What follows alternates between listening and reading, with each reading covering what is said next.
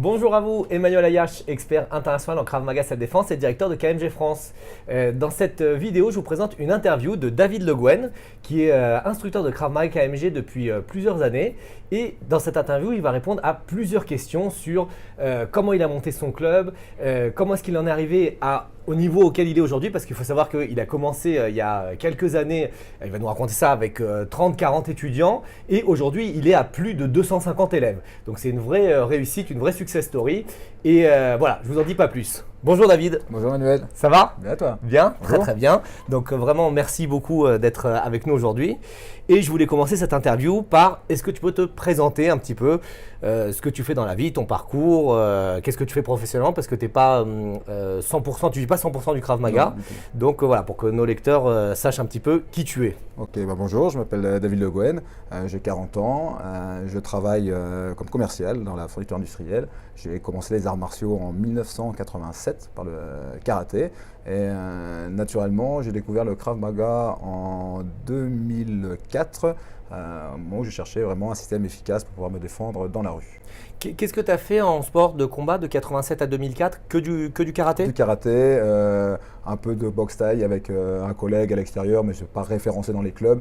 J'ai toujours été très attiré par tout ce qui était sport de combat, sport de self-défense, mais surtout le karaté, mais que j'ai trouvé un peu trop figé pour moi. Ok. À un moment. Et tu as atteint un niveau en karaté? Tu as fait une ceinture noire? J'étais ceinture marron de karaté. Ceinture marron, Ouais. ok. Et du coup, qu'est-ce qui s'est passé en 2004? En 2004, j'ai découvert le Krav Maga. Ok. Comment? Pourquoi le Krav Maga? Alors, je cherchais vraiment quelque chose qui allait m'être utile dans la rue, si jamais j'allais avoir des problèmes, parce que je me suis très vite rendu compte que le karaté avait ses limites. Si jamais il y avait des soucis, il était trop stéréotypé, trop fermé. Et donc j'ai cherché, et j'avais un copain qui avait fait du Krav Maga à Brest, qui me dit tiens, moi j'ai fait ça, va voir. Et donc j'ai été voir ce que c'était le Krav Maga.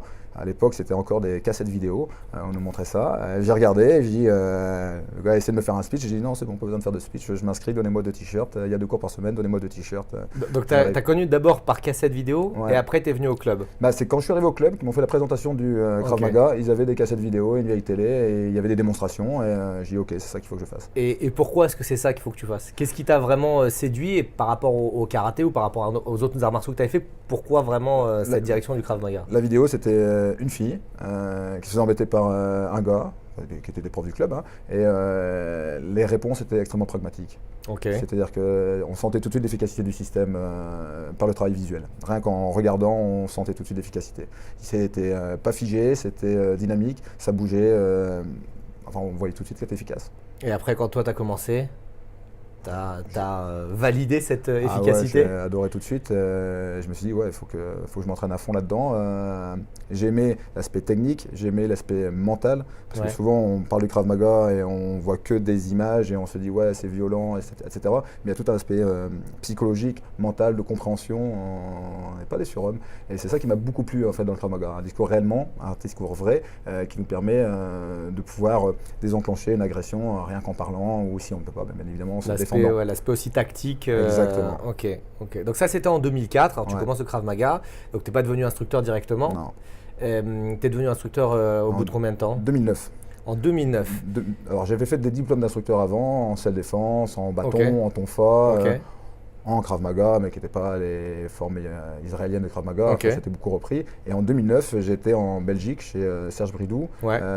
faire mon stage d'instructeur avec Gabi Noah. Donc Serge Bridou, c'est notre représentant Krav Maga Global KMG en Belgique. Donc il fait exactement le même travail que moi, mais sur la Belgique. Et du coup, moi, ce qui m'intéresse de savoir, c'est pourquoi est-ce que tu as voulu devenir instructeur de Krav Maga? Pourquoi est-ce que juste pratiquer le Krav Maga, ça t'a pas suffi? Pourquoi tu as vraiment voulu passer le cap et décider de transmettre ça? Dans le club où j'étais à l'origine, on a voulu mieux développer le Krav Maga. Et donc ça paraissait intelligent à l'époque d'aller réellement se former à la source du Krav Maga, à cette époque-là avec Gabi en Belgique. Ok. Et c'est pour ça que j'étais là-bas, pour avoir un vrai background en Krav Maga. Et quand je suis revenu, en fin de compte, ça n'a plus plu que je suis revenu instructeur Krav Maga. Donc on m'a mis un peu à l'extérieur du club. Et donc il j'ai était pas ouvert ma content. structure. Il était pas content. Et donc Ok. j'ai ouvert ma structure. Ok. Parce que bon, vu qu'il avait créé son Krav Maga, arrivé à un Ah oui, moment, ton instructeur, il avait décidé de monter sa propre organisation. sa propre organisation. Ce qui arrive beaucoup dans le monde du Krav Maga, hein, chacun décide de faire son chemin. Nous, effectivement, KMG, on est relié directement à Israël et on est à la source même du Krav Maga. Donc toi, tu as préféré Après, j'ai décidé être dans sa direction. Voilà, d'ouvrir ma structure. Et puis j'ai bien vu tout de suite quand je suis arrivé sur les entraînements spécifiques que ce que je faisais à Brest n'avait rien à voir avec les entraînements qu'il y avait via Israël ou via KMG. Enfin, à l'époque, c'était notre organisation, mais c'était la suite logique, c'était l'affiliation. Et donc je me suis dit, ok, là c'est encore plus efficace, c'est encore plus structuré, et c'est vraiment ça que j'aime, quoi.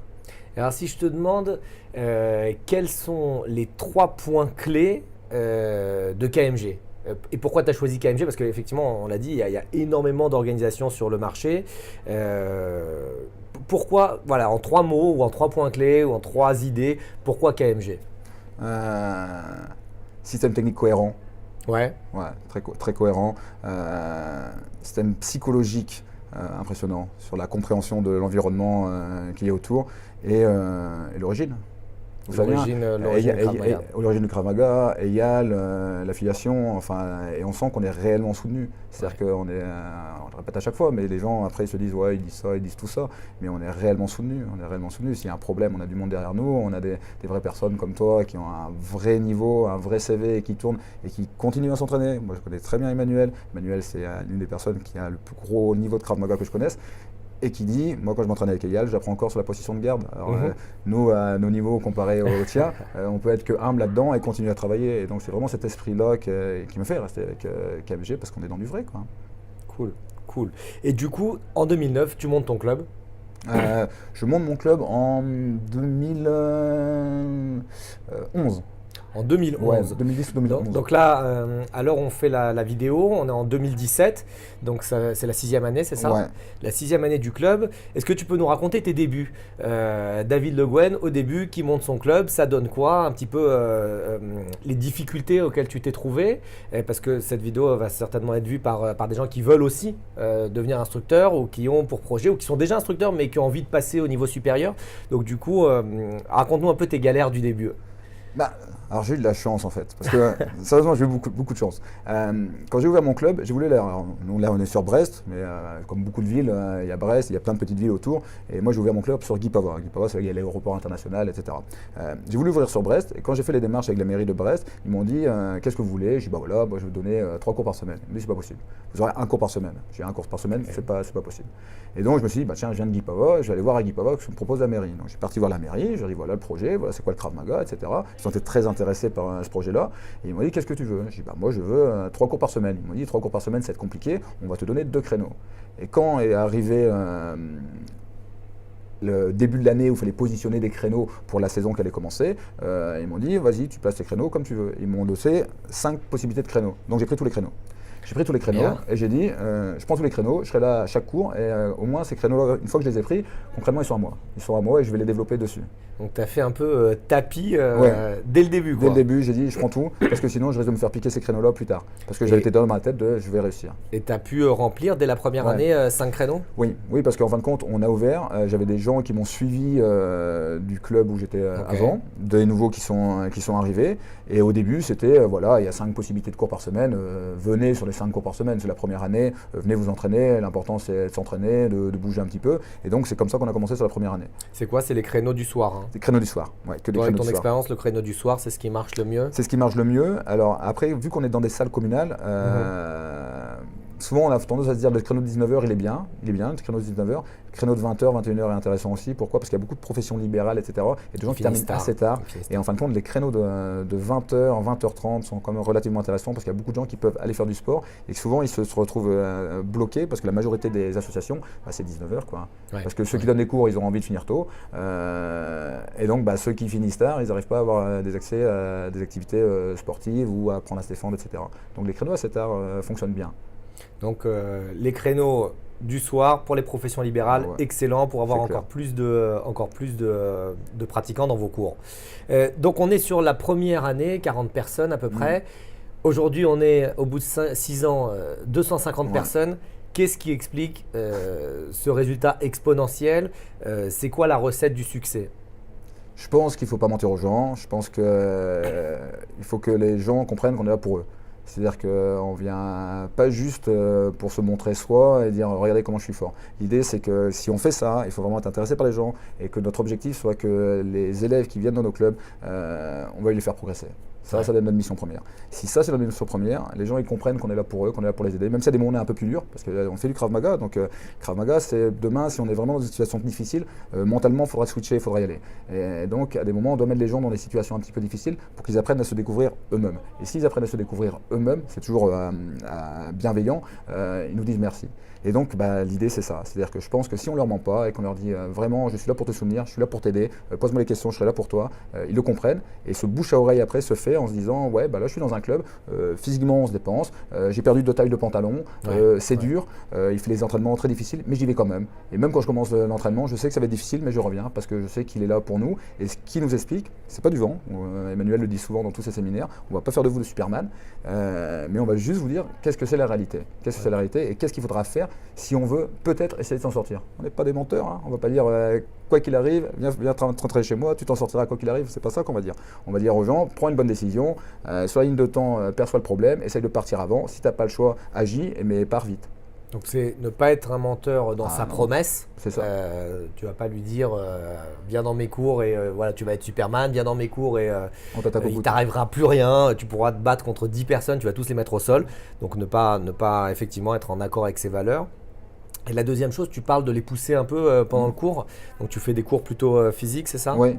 Et ça leur plaît. Ça leur plaît. C'est-à-dire que quand j'ai commencé au début, on était sur du physique mais plutôt normal. Et au fur et à mesure, même avec KMG, les cours ont changé.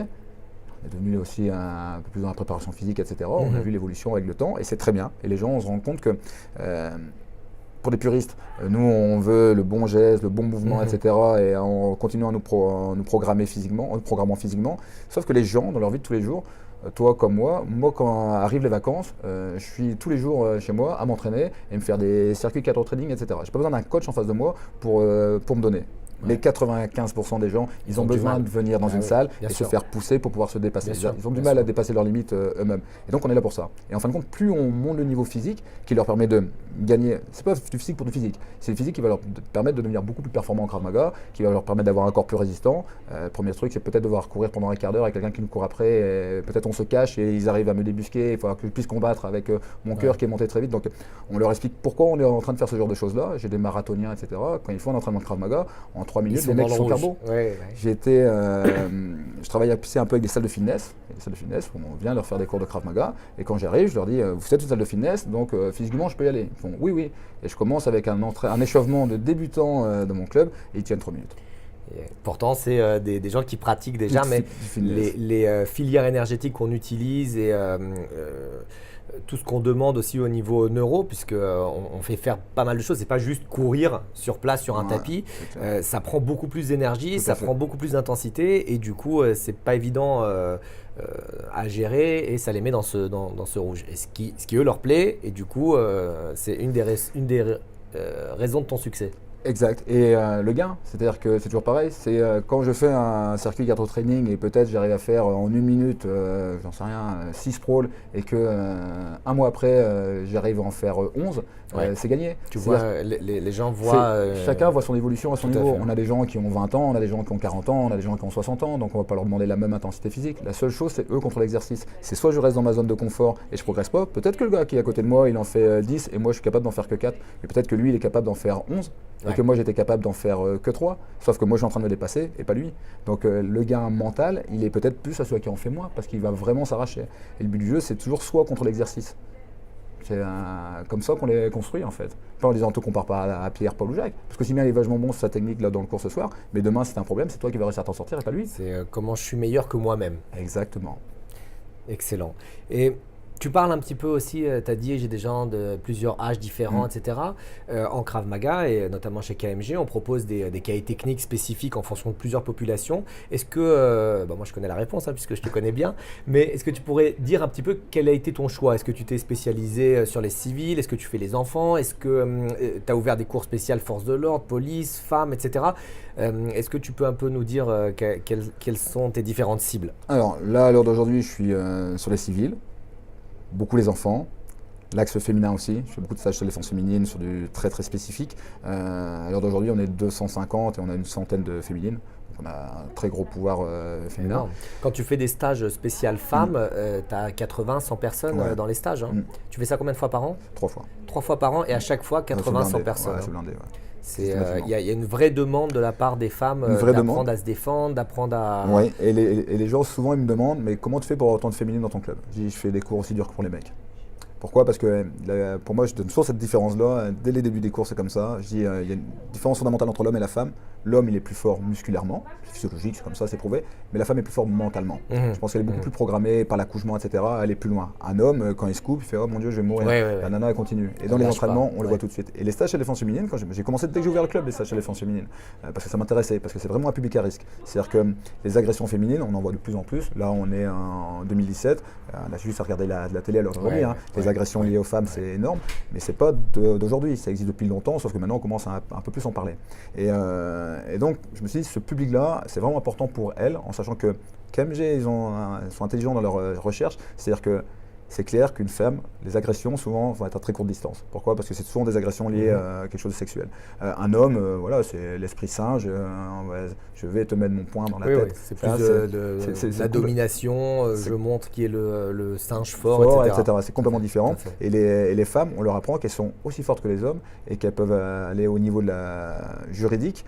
Elles resteront dans l'inconscient collectif des faibles femmes et c'est très bien pour elles. C'est-à-dire qu'elles peuvent prendre une décision rapide et puissante parce que c'est une femme et que c'était un homme et que dans tous les cas, elle sera jugée différemment. On dira mais ça sera une faible femme. Et moi j'ai toujours à mes féminines, en étant ironique, en me marrant, j'ai dit mais moi je serai au niveau du procès, je serai là et je dirais mais non, elles sont complètement dingues, elles sont très compétentes.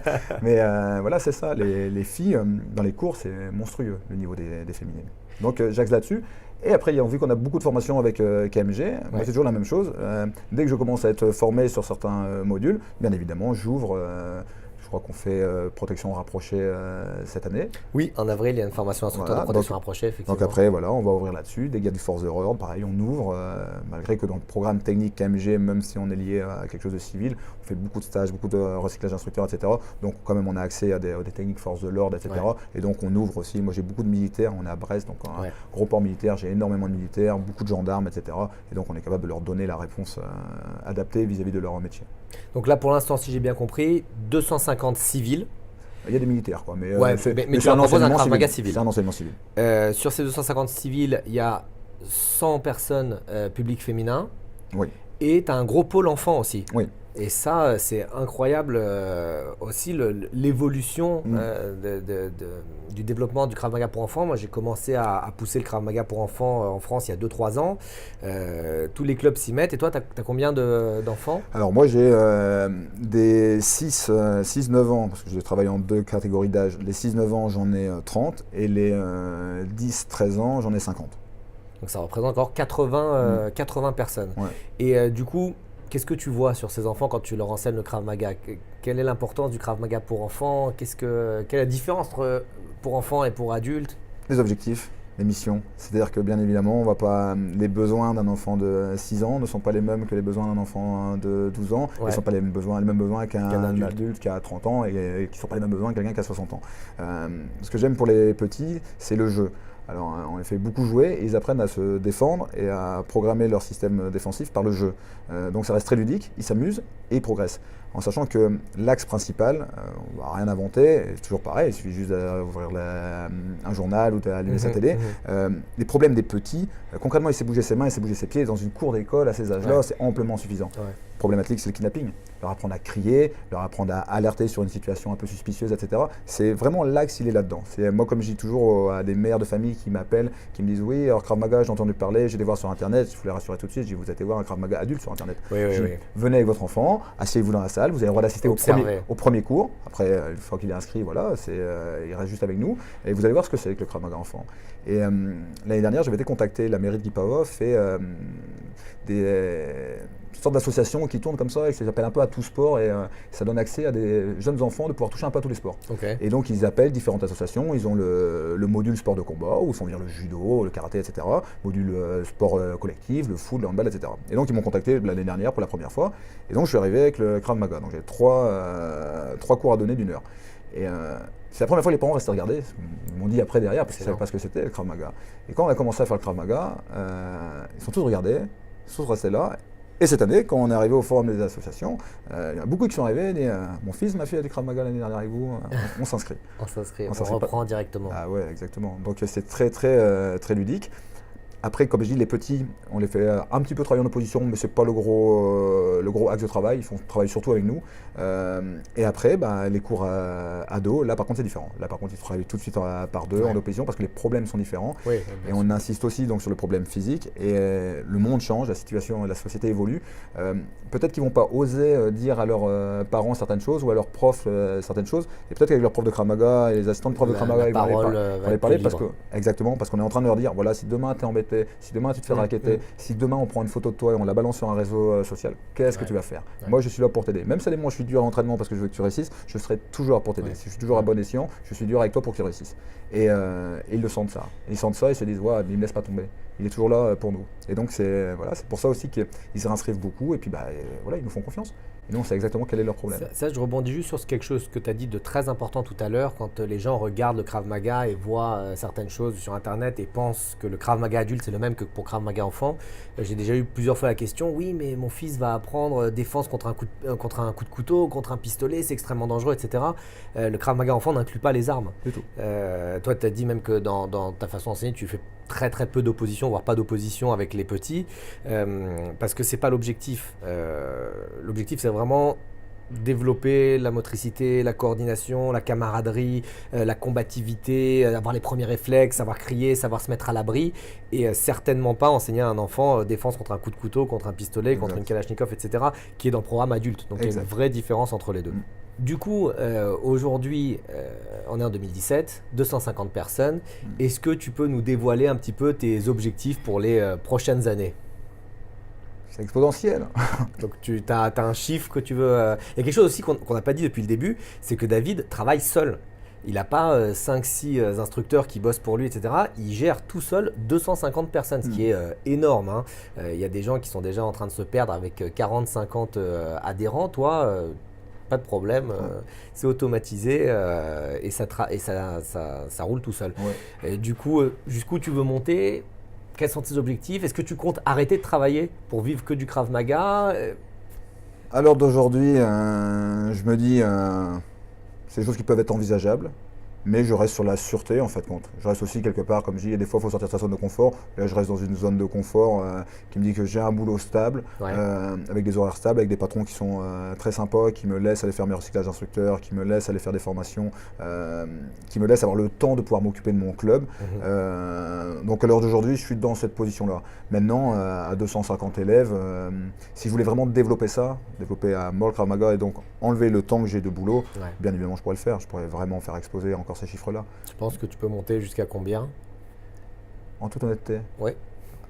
Je sais pas, je pense que je peux doubler, tripler cette… 500, 1000 élèves, c'est possible. Si on commence à ouvrir des créneaux à l'heure de midi, moi je vois beaucoup de collègues au boulot qui vont aller faire des trucs dans des salles de fitness, etc. Donc on est capable de faire un Krav Maga orienté sur 1 heure de Krav Maga à l'heure de midi, où on les fait bouger, on les fait frapper, on les fait apprendre à se défendre. On est capable, si tu as ton temps dans l'après-midi, de développer au niveau de commerçants. Peut-être que le lundi ils ne travaillent pas, peut-être qu'on peut ouvrir des créneaux spécifiques pour des commerçants qui n'ont pas le temps de venir s'entraîner parce qu'ils ont la fermeture de leur commerce à faire, la caisse, etc. Donc peut-être qu'ils n'ont pas le temps de venir aussi, même si le cours est à 7 heures le soir. On est capable d'adapter aussi pour des personnes qui sont un peu plus âgées, sur un Krav Maga un peu plus relax en termes physiques, mais sur des vraies problématiques. Il y a les axes de développement au niveau du Krav Maga, ils sont énormes parce que c'est un système qui est accessible à tous. Enfin, c'est juste, il va savoir changer sa façon de l'enseigner vis-à-vis du public qu'on a. Mais tout est faisable, tout est possible. C'est-à-dire que si on veut vraiment exposer le truc, c'est possible. Ce qu'il faut par contre, c'est être passionné et le faire surtout pour les autres. C'est-à-dire que si vous le faites pour les autres, si vous le faites en voulant que les gens réussissent, vous réussirez. C'est pas plus compliqué que ça. Si vous voulez faire juste… C'est hyper important. Si vous voulez faire juste que je veux juste réussir, moi, vous vous plantez. C'est clair. Faites-le pour les autres et vous allez voir, la réussite, elle vient toute seule. La bienveillance, c'est le fait de vouloir contribuer à une cause. Et surtout, là, on est dans les systèmes de self-défense. Ça veut dire que ce qu'on enseigne concrètement, ça peut lui servir demain dans la rue. Même à la sortie du club, il rentre chez lui, il peut se faire agresser, ça peut lui servir. Donc, s'il n'y a pas ce sentiment altruiste de vouloir aider son prochain, ça va dans le mur. C'est clair. L'égoïsme dans les arts martiaux ou l'égocentrisme, ça fait pas bon ménage. C'est clair. Si jamais on a quelqu'un qui veut devenir instructeur qui regarde cette vidéo, il se pose des questions, il ne sait pas, il a envie, etc. Qu'est-ce que tu lui donnerais comme conseil, toi, pour qu'il prenne sa décision ou pour qu'il prenne des bonnes décisions? Qu'est-ce qu'il devrait faire? Quelles seraient ses prochaines étapes? Je pense que la seule question à se poser dans sa vie, c'est est-ce que je vais vivre avec des regrets? C'est tout. S'il a envie, il faut y aller. Il faut y aller. Que ça fonctionne ou que ça ne fonctionne pas. Mais que de se dire 10 ans, 15 ans après, tiens, mais si j'avais fait, c'est pas si j'avais fait, fais. Et après tu vois. Ça marche, tant mieux. Ça marche pas, tant pis, c'est une expérience. Donc il va direct, quoi. Il s'inscrit à une formation instructeur et il y va. Exact. Moi je dis, chacun est libre dans sa vie, tous les êtres humains sont différents. Moi j'ai beaucoup de personnes qui, voilà, il y a des suiveurs, il y a des meneurs, il existe tout ça. Maintenant c'est pas parce qu'on est un suiveur qu'on n'est pas quelqu'un de bien, hein. Il y a des suiveurs qui sont des gens très bien, il y a des gens qui sont des meneurs mais qui sont pas des gens bien. Donc ça veut rien dire. Maintenant, l'idée, c'est si on a un objectif, moi ce que j'explique aux enfants, aux ados, aux adultes, si on a un objectif, faut y aller. Faut y aller et essayer de. Peut-être que le chemin direct il est compliqué, peut-être qu'il faudra prendre des routes un peu sinueuses pour y arriver, mais la vie elle va passer comme ça. C'est pas le jour où vous serez sur votre lit de mort qu'il faudra se dire si j'avais su, j'aurais dû faire. Faites-le, faites-le. Qu'est-ce que ça risque? Moi je dis tant qu'il n'y a pas de danger de mort imminente, faut faire les choses. David, c'est un homme d'action, comme moi d'ailleurs, on s'entend très bien sur ça. Faut y aller, faut foncer, c'est ça? C'est clair, pas trop de questions. Alors, là, on va se mettre en situation, on est en novembre. Oui. On est en novembre. D'ailleurs, dans quelques heures, dans 2 heures, j'anime un stage dans ton club. La prochaine formation instructeur, c'est en juillet. Quelqu'un qui prend la décision maintenant de participer à la formation instructeur en juillet, est-ce que tu aurais 2-3 conseils à lui donner pour qu'il arrive au meilleur niveau à la formation instructeur et qu'il ne se plante pas et qu'il réussisse? Très régulier au cours. Donc il s'entraîne régulièrement. Régulièrement, ça il n'y a pas de mystère. Qui ramène du travail chez lui. C'est souvent ça, il y a des gens qui vont dans les salles de fitness et ils vont payer 700 € leur année et on va leur dire viens t'entraîner 2 fois par semaine, tu auras le même corps que le prof. Je dis, concrètement, vous croyez que le prof tout seul, il a des muscles comme ça, il se continue à s'entraîner chez lui. Je vais perdre du poids en mangeant des pilules. Si ça existait, ça se saurait. Donc il faut s'entraîner. Donc Krav Maga, c'est la même chose. Donc s'entraîner, poser des questions prof. Pas penser avoir la science infuse. Il y a des gens qui ont de l'expérience, c'est système empirique, hein, des gens qui ont de l'expérience et qui sont là pour vous faire progresser. Un prof de Krav Maga, si vous venez chez lui, il est là pour vous faire progresser. Donc, posez-lui des questions. Lui, il est passé par là. Il est passé par là, il sait ce que c'est, il sait la dureté de ce qu'est un stage d'instructeur. Et heureusement que c'est dur, parce que sinon ça ne sert à rien. Sinon on paye, on reçoit le diplôme et il n'y a pas d'intérêt. Posez des questions, comprenez. C'est-à-dire que moi, ce que je dis à mes élèves, c'est analyser et comprenez et appliquer. N'essayez pas d'appliquer sans avoir compris, c'est pas possible. Donc, posez-vous les bonnes questions. Pourquoi je veux y aller? Si je veux vraiment réussir, faut que physiquement je sois au top, parce qu'il aime bien quand ça bouge, Emmanuel. Techniquement, il faut que je sois au top.